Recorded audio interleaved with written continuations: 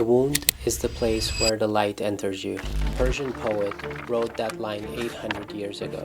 There was no MRI, no labs, and no clinical trials at the time. Just a man sitting with his own suffering long enough to notice what was actually going on. His name was Rumi, and I grew up hearing his words in the original Farsi before I ever knew what neuroscience was. My family left Iran when I was 5.5, 6 years old. We were refugees. And somewhere in the blur of the checkpoints and the fear and starting over in a new language I didn't speak, Rumi's poetry was one of the threads that stayed. I didn't understand it then. I was a kid. But the words were in the house. They were in the air. And decades later, when I started studying what happens inside the brain during healing, I kept hearing the voice underneath the data. Because Rumi was describing neuroplasticity.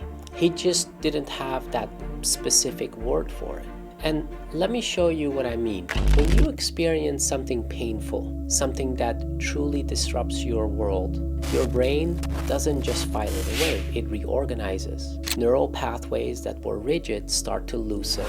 Connections that were automatic begin to break down.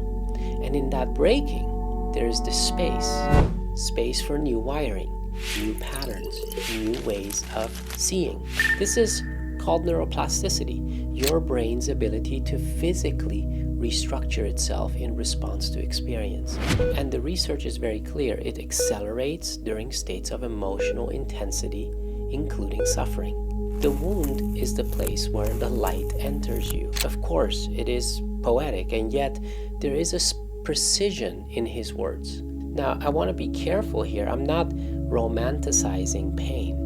I sit across from people every week who carry trauma that has crushed them.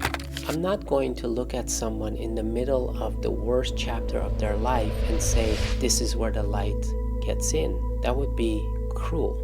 But I can tell you what I've observed in the clinic, in myself, in 15 years of medicine across every setting you can imagine. The people who heal are not the ones who avoided the wound.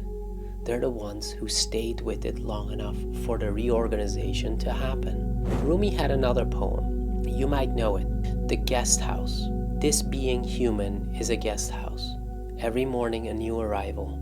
A joy, a depression, a meanness. Some momentary awareness comes as an unexpected visitor. Welcome and entertain them all. Now, read that through a neuroscience lens. What Rumi is describing is the opposite of suppression. He's saying, let the difficult stages in. Don't fight them. Don't build walls against them. Because every emotional state that moves through you is changing your brain literally. Every experience you allow yourself to fully feel is an opportunity for your neural architecture to update itself. This is what we now call emotional processing. And when we block it, when we suppress it, when we numb it with alcohol or distraction or years of just pushing through, the brain doesn't rewire. It stays stuck in the old pattern. The same loop, the same reactivity, the same suffering on repeat. I see this every week in my practice. Patients come in carrying years of suppressed grief, suppressed anger, suppressed fear. Their nervous systems are locked. Their brains are running the same program they wrote during the original trauma. And when we create conditions for those emotions to finally move, something shifts. Not metaphorically, but physically, the brain begins to rewire. See, Rumi knew this 800 years ago. He called it welcoming the guest. We call it neuroplasticity. It's the same room. It's just different doors. There's one more Rumi line I want to sit with. Don't turn away. Keep your gaze on the bandaged place. That's where the light enters you. Keep your gaze on the bandaged place. In neuroscience, there's a concept called directed attention. When you deliberately focus your awareness on a difficult emotion or memory, rather than avoiding it, you activate the prefrontal cortex. This is the part of the brain responsible for regulation, perspective, and integration. You are literally recruiting the most evolved part of your brain to help process the wound. But if you turn away, if you distract, avoid, suppress, the prefrontal cortex stays offline. The amygdala keeps running the show, and the wound stays a wound. Keep your gaze on the bandaged place. That's not a spiritual advice, that's a clinical instruction. I think about my own life when I sit with these lines. Leaving Iran at almost 6 years old, learning to become invisible in a country that wasn't mine, building an identity out of performance and achievement because the original one felt too dangerous to carry. For years, I turned away from the bandaged place. I became a doctor, I stayed busy, and the wound stayed exactly where I left it. It wasn't until I learned to sit with it, to actually look at it, that something began to shift. Not all at once, slowly, the way Rumi described it, like a guest arriving in the morning. Not one invited, but one you learn to welcome.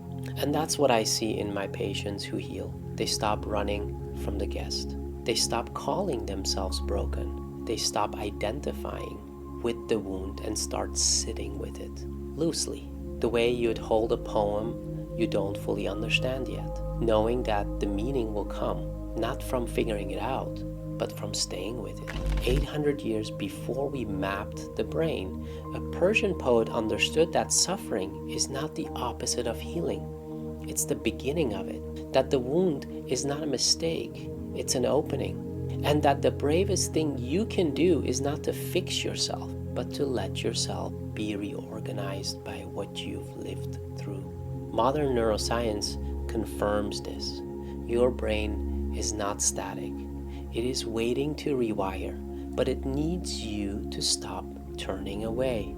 If this landed for you, share it with someone who needs to hear it, and subscribe if you want more of this. Keep noticing what notices.